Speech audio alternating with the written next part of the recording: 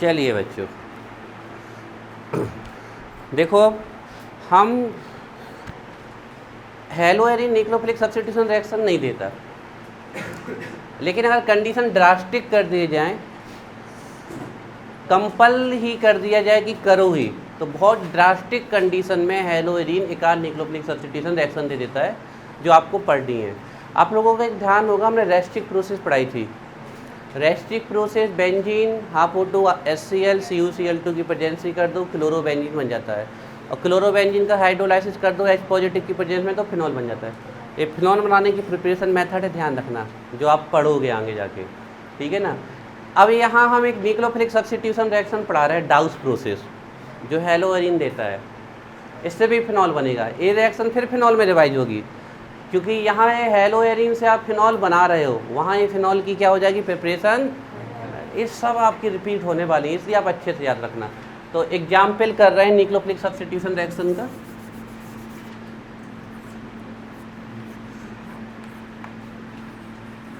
Example of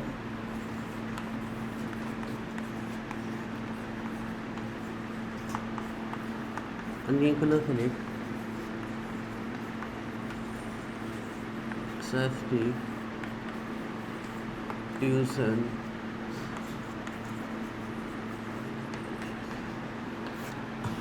in hello Erin.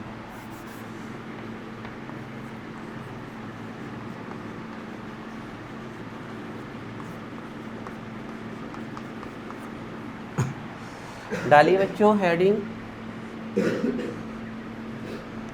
डाउस process. डाउस तो Reichstag process जो पढ़ी थी आपने, उससे क्लोरोबेंजीन फिनॉल भी बनता है, इससे ओनली फिनॉल बनता है।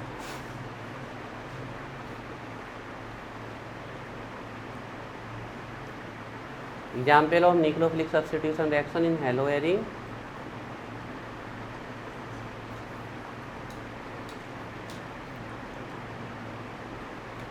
डाउस प्रोसेस।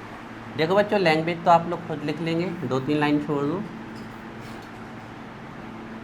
देखो रिएक्शन देखो बच्चों, ये हेलो एरिन की रिएक्शन है, कोई भी हेलो एरिन ले लो जिससे आपको ये रिएक्शन करानी है, कोई भी ले सकते हो, ठीक है, क्योंकि सबसे ज़्यादा फेमस क्लोरोबेंजीन है, तो हम क्लोरोबेंजीन ले रहे हैं।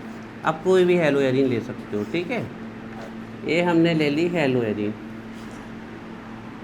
डाउस प्रोसेस करा रहे हैं बच्चों, NaOH से रिएक्शन करानी है। आपको ध्यान है क्या, एक रिएक्शन हमने कराई थी KOH से, इसकी RX की एक्वस वाले KOH से, तो ये KX निकल गया था और फिनॉल बन गया था, सॉरी एल्कोहल बन गया था। तो वैसे इसमें भी ये Cl निकल जाएगा, फिनॉल बन जाएगा, लेकिन इसका थोड़ा तरीका अलग है ना। और इसमें एक्वस एल्कोहलिक की कोई वो लिमिटेशन नहीं है, इसलिए हम कुछ प्रेजेंसी कुछ लिखने की ज़रूरत नहीं है नीचे। आप NaOH के प्लेस पे KOH भी ले सकते हो, लेकिन डाउस ने NaOH लिया था, इसलिए हम NaOH लिख रहे हैं। लेकिन ऐसा नहीं है कि NaOH और KOH लगभग इक्वल बेस हैं, तो आप NaOH के प्लेस पे KOH भी ले सकते हो, ठीक है। तो सेम रिएक्शन है, फिनॉल बनने वाला है, लेकिन तरीका अलग। अब ये रिएक्शन नहीं होती है, the reaction does not carry, ये रिएक्शन नहीं होती है। रीजन यहाँ क्या है, डबल बॉन्ड है, ये बॉन्ड छोटा है, इसकी पोलैरिटी कम है, तो लेस रिएक्टिव है, तो न्यूक्लियोफिलिक सब्स्टिट्यूशन नहीं रहता रिएक्शन, सीधी सी बात है, ये रिएक्शन नहीं देता है। तब यहाँ पर कंडीशन लगाई जाती है, ड्रास्टिक कंडीशंस लगाई जाती हैं, जो आपको याद रखनी पड़ेगी। तो सबसे पहले टेम्परेचर यहाँ रहता है 625 केल्विन, तो टेम्परेचर हाई किया जाता है। तो हाई टेम्परेचर थोड़ा सा रिएक्शन की रिएक्टिविटी बढ़ाता है, और प्रेशर तो इतना ज़्यादा लगाया जाता है जो आप बिलीव नहीं करोगे, 300 एटमॉस्फेरिक प्रेशर लगाया जाता है, तब जाके कहीं रिएक्शन होती है। यही रिएक्शन हेलो एल्केन में विदाउट एनी कंडीशन हो गई थी, उसमें क्या लिया था हमने, एक्वस KOH, और सेम रिएक्शन हेलो एरिन में नहीं हो रही है। तब डास्टिक कंडीशन लगाई जाती है, तो ये जाके रिएक्शन होती है। और ये 2 स्टेप रिएक्शन है, 1 स्टेप रिएक्शन नहीं है, ध्यान रखिएगा। तो सबसे पहले क्या होगा, ध्यान से देखो, ए वाला किसी का भी OH ले लो, किसी का भी H ले लो, देखो पहले तो OH और AH,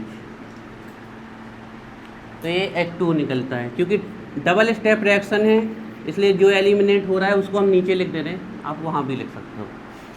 H2O समझ में आया, कहाँ से निकल गया, दोनों में से किसी का OH ले लो, एक का H ले लो, ये H2O निकल गया।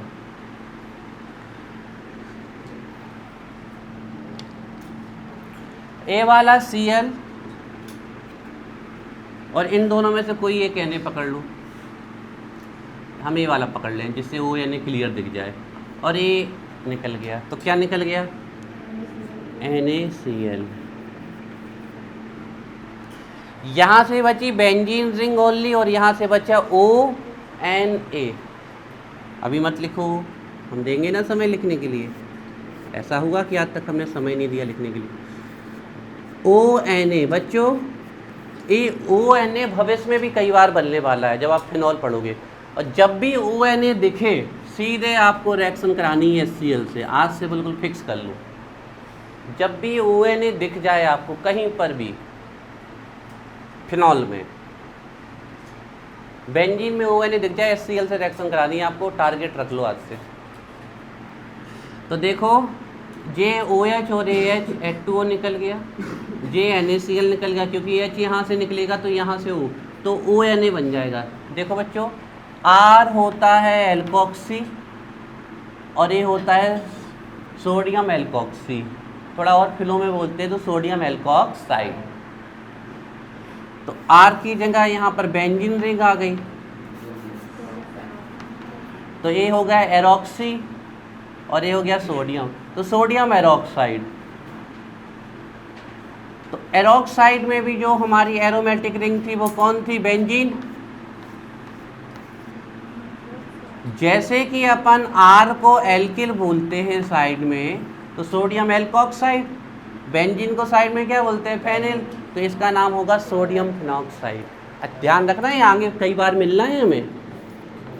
सोडियम फिनॉक्साइड नाम की उत्पत्ति कैसे हुई, थोड़ा सा आपको बताने की कोशिश कर रहे हैं जिसमें आप नाम याद रखो।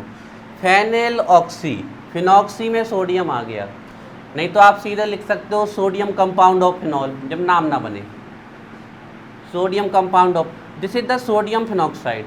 और आपको एक चीज़ बता दें खास, आप आगे भविष्य में रिएक्शन पढ़ोगे फिनॉल की NaOH से, फिनॉल ये रिएक्शन देता है जबकि एल्कोहल NaOH से रिएक्शन नहीं देता है, ये एक डिफरेंस है। बताओ क्यों, फिनॉल मोर एसिडिक है देन एल्कोहल, ये भविष्य में आपको बताएंगे हम। सब पूरी केमिस्ट्री आपस में कहीं ना कहीं से कनेक्टेड है, लेकिन अभी हमारा रिएक्शन कंप्लीट नहीं हुई, तो हमने आपको बता दिया कि जब भी आपको ONA दिख जाए आप हमेशा किससे रिएक्शन करो, HCl से। इससे आपको करना है रिएक्शन HCl से। अब आपको दिख ही रहा होगा क्या निकलना है साफ साफ, और हमारा क्या बन जाएगा, फिनॉल। तो ये हमारा फिनॉल बन गया बच्चों। It is the डाउस process of preparation of phenol, note कर लीजिए। NaCl जहाँ निकालना हो वहाँ निकाल दो, एरो के नीचे निकालना एरो के नीचे निकाल दो, क्लोराइड साइड निकालना क्लोराइड साइड, सबके नाम लिख लो।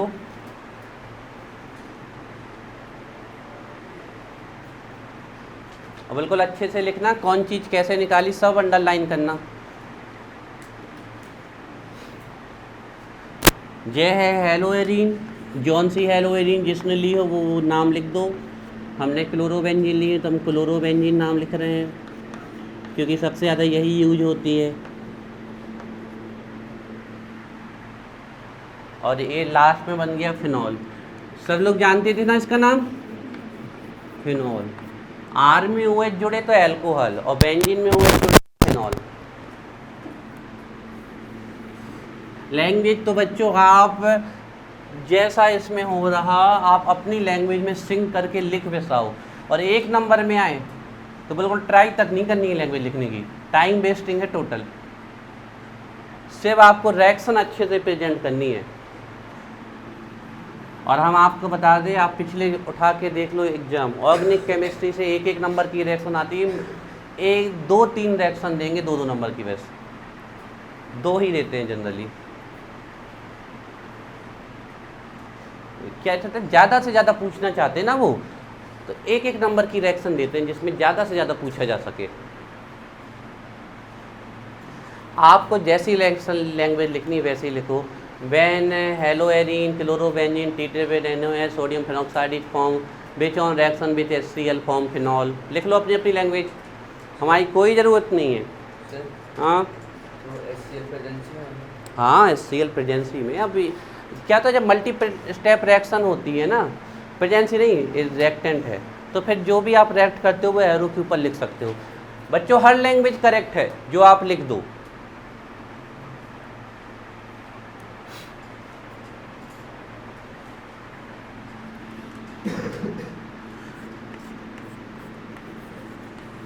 वैन क्लोरोबेंजीन, हमने क्लोरोबेंजीन ली तो क्लोरो लिख दी है, आप हेलोएरिन भी लिख सकते हो क्योंकि क्लोरोबेंजीन हेलोएरिन है। एज ट्रीटेड और एज रिएक्टेड, जिसको जो पसंद आए। As treated with NaOH। अब आप लोग कंडीशन बताना चाहते हो तो बता दो, हम तो नहीं बता रहे। It treated with NaOH, then sodium phenoxide is formed, then sodium phenoxide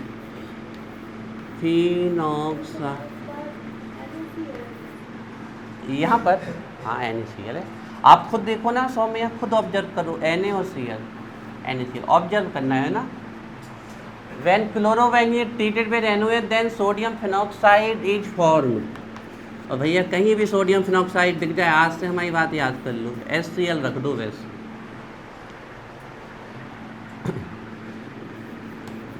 Which on reaction with HCl और treating with HCl, जो अच्छा लगे। Which on reaction with HCl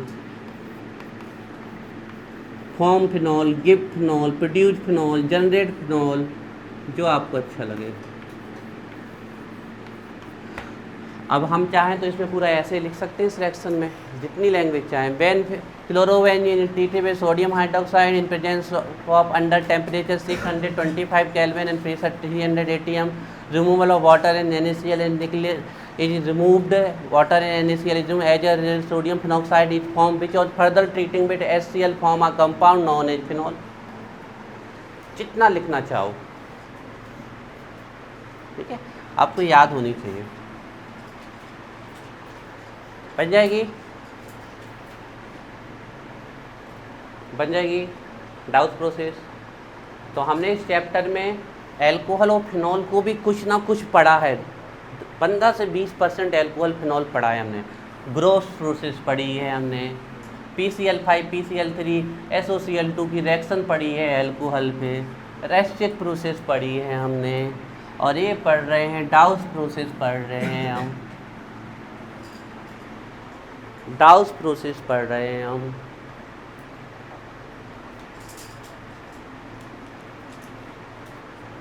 और हमने वो कल रिएक्टिविटी पढ़ी है हेलोएरिन की, तो रिजोनेंस बनाया, वही सेम रिजोनेंस फिनॉल का है, सिर्फ Cl हटा के X हटा के OH लगा दो, कॉपी पेस्ट रिजोनेंस।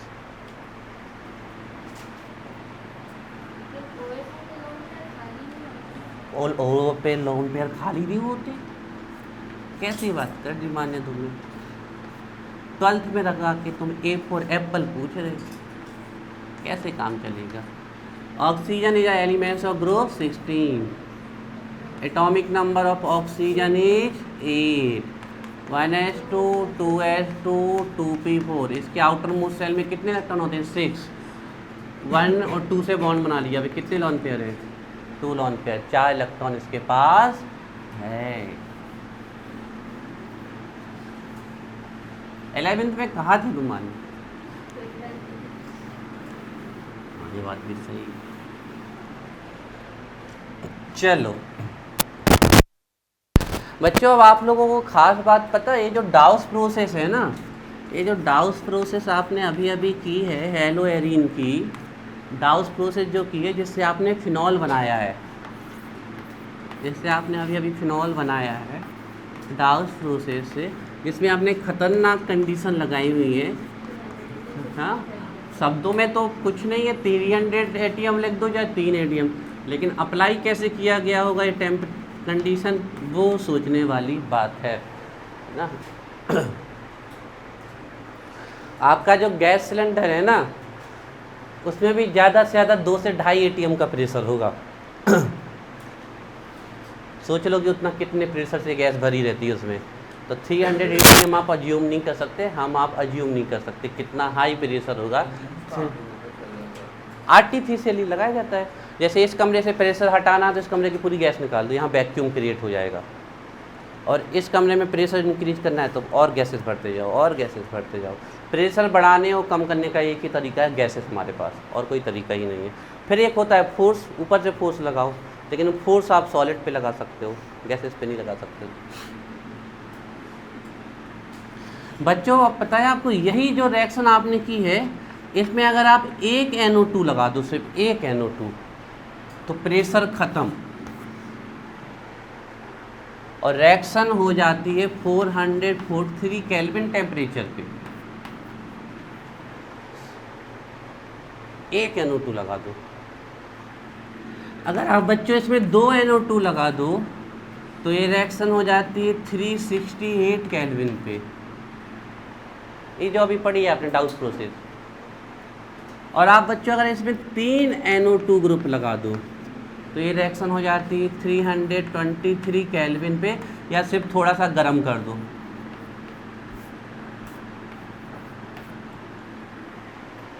दो 273 केल्विन 0 डिग्री सेल्सियस, 37 और तेरा और जोड़ दो तो 37 40 50 डिग्री सेल्सियस के आसपास ये टेम्परेचर, 50 डिग्री से मतलब थोड़ा सा गर्म कर दो सिर्फ।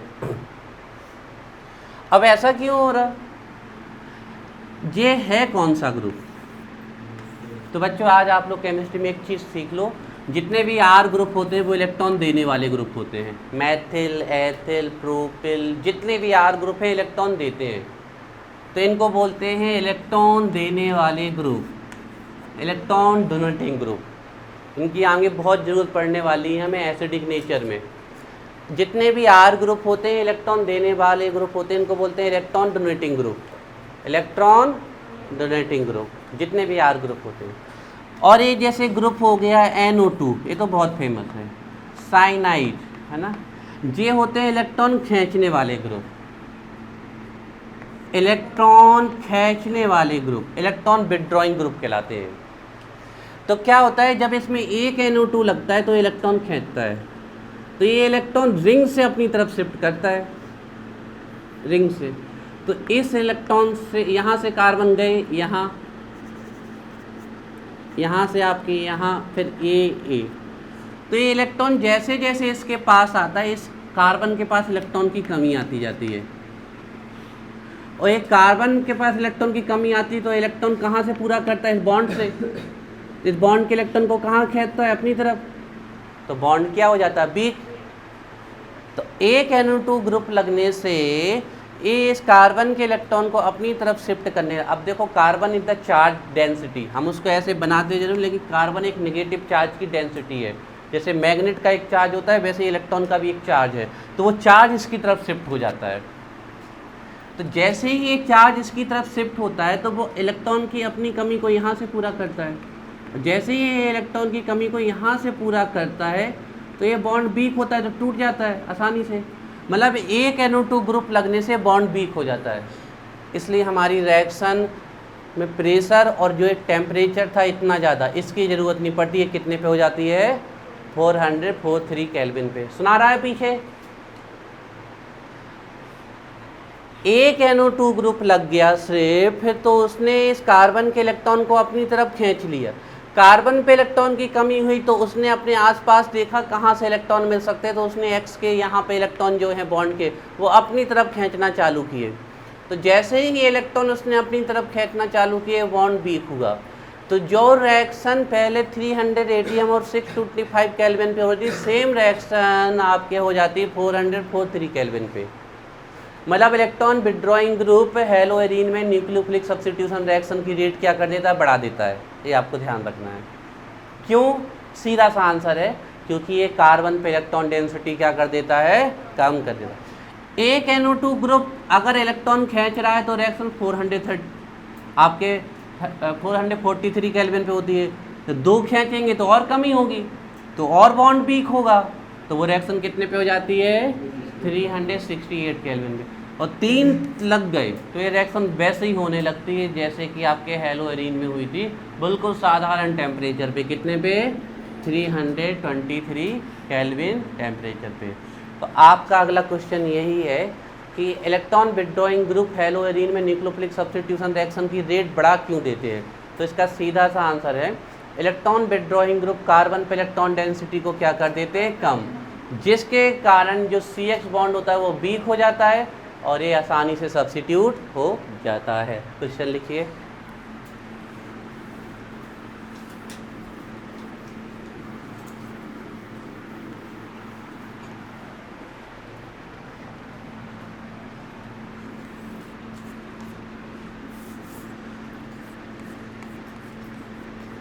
Write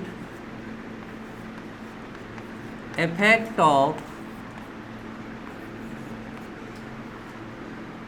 electron, write effect of electron withdrawing group। Withdraw बच्चों जानते हो, सभी लोग ATM का यूज जानते हो, विड्रॉ करते हो, मनी को निकालते हो, तो ये इलेक्ट्रॉन को निकालते हैं अपनी तरफ। Right effect of electron withdrawing group, जैसे कि आपके लिए ब्रैकेट में एक हम सबसे फेमस एग्जाम्पल लिख देते हैं NO2। Right effect of electron withdrawing group on nucleophilic substitution reaction, on nucleophilic subs, आवाज आ रही है पीछे? अच्छा तो ठीक है। ऑन इलेक्ट्रोफिलिक सब्स्टिट्यूशन रिएक्शन किसमें, ऑन न्यूक्लियोफिलिक ही तो लिखा, बोल इलेक्ट्रोफिलिक रहे हैं। On nucleophilic substitution reaction in haloarene, haloarene या chlorobenzene, chlorobenzene.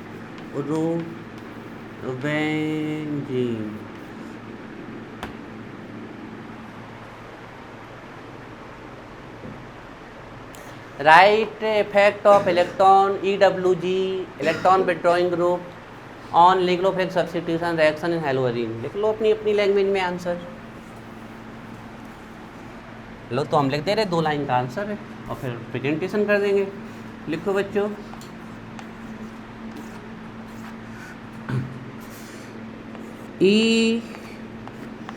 EWG electron withdrawing group, electron withdrawing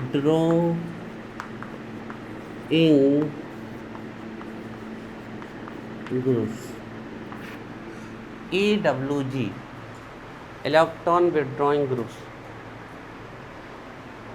पढ़ा है जी ना लास्ट ईयर हमने ये सब कुछ, कि नहीं पढ़ा है? क्या पता सर, कॉपी ही नहीं मिल रही। पढ़ा है ना उसका?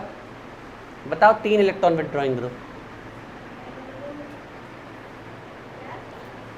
3 इलेक्ट्रॉन विड्रॉइंग ग्रुप। 2 तो हम ही ने बता दिए थे, NO2CN। तीसरा बता दो। चलो सोच रही, वो हंसना नहीं, सोच रही है अभी। कहाँ पढ़ा था बेटा एक group effect electron withdrawing group का? आंसर देखा? लास्ट में पढ़ा था। चैप्टर फर्स्ट कब पढ़ा था? शुरू में। कौन सा नाम बता दो? पक्का की? हाइड्रोकार्बन तो नहीं था? हाइड्रोकार्बन था, ऑर्गेनिक केमिस्ट्री नहीं था। क्या था वो? तो ऑर्गेनिक केमिस्ट्री कह रहा।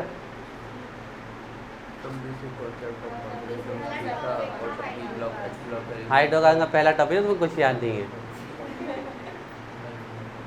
लास्ट टॉपिक में ये तो लास्ट टॉपिक कह रहा होगा ना केमिस्ट्री का, कंट्रोवर्सी। ऑर्गेनिक केमिस्ट्री की लास्ट वही बोला बेटा, अपन के कान कछु नहीं आ अपने कान चले गए। अनुष्का पिछला पढ़ लो बेटा थोड़ा सा, सब भूल गए पिछला। यस, इंडक्टिव इफेक्ट में पढ़ा था ये। इलेक्ट्रॉन विड्रॉइंग ग्रुप EWG लिखिए, electron withdrawing group like NO2। हम चेक कर लेते हैं, तो मैं उसका में तुम्हारी पढ़ाई की चिंता रहती है ना, इसलिए तुम्हें चेक करते रहते हैं हम। देखो किसी से नहीं पूछते हम, तुम्हें वैसे पूछते हैं। इलेक्ट्रॉन विड्रॉइंग ग्रुप्स कई सारे हैं, इसमें से एक लिख दिया, like NO2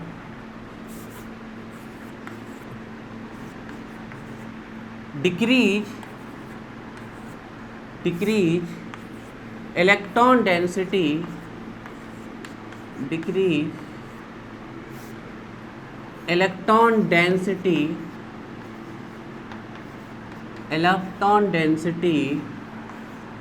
on carbon atom of CX bond। Electron donating group like NO2 decrease electron density on carbon atom of CX bond in haloarine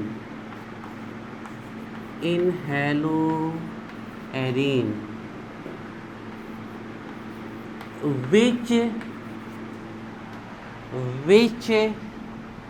जो कि which facilitates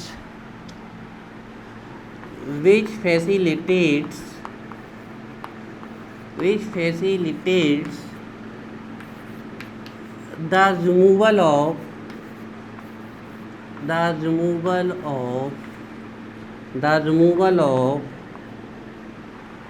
X नेगेटिव लिख लो या हैलोजन आयन लिख लो,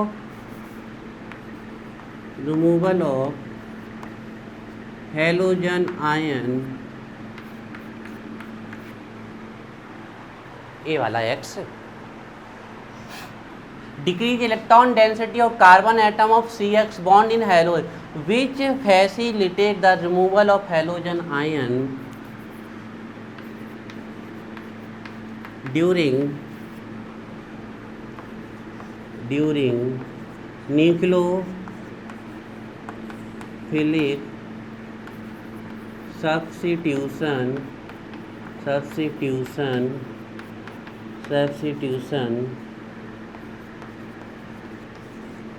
reaction in haloarine, chlorobenzene, bromobenzene, iodobenzene। कर लो डाउस process दोबारा जल्दी से, सब लोग डाउस प्रोसेस लिख लो दोबारा, फिर हम इस लैंग्वेज को दोबारा समझा रहे हैं। लिख लो डाउस प्रोसेस पूरी कॉपी पेस्ट करके, पूरा टेम्परेचर प्रेशर सब वही लगा के लिख लो डाउस प्रोसेस दोबारा, पूरी कॉपी पेस्ट करके लिख लो डाउस प्रोसेस।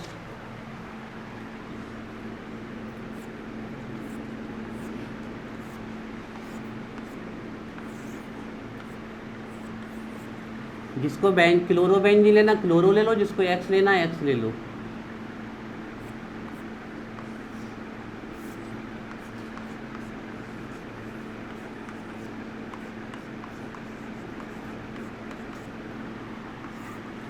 लिख दो पूरी डाउस प्रोसेस दोबारा, लिख दो।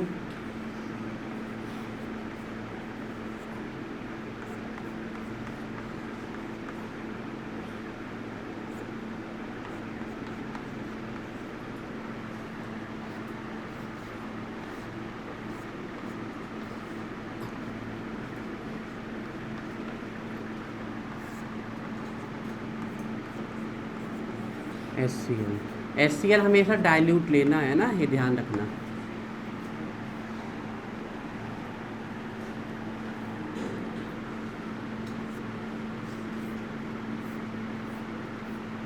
आज के बाद कभी भी ओ यानी दिखे ना, हमेशा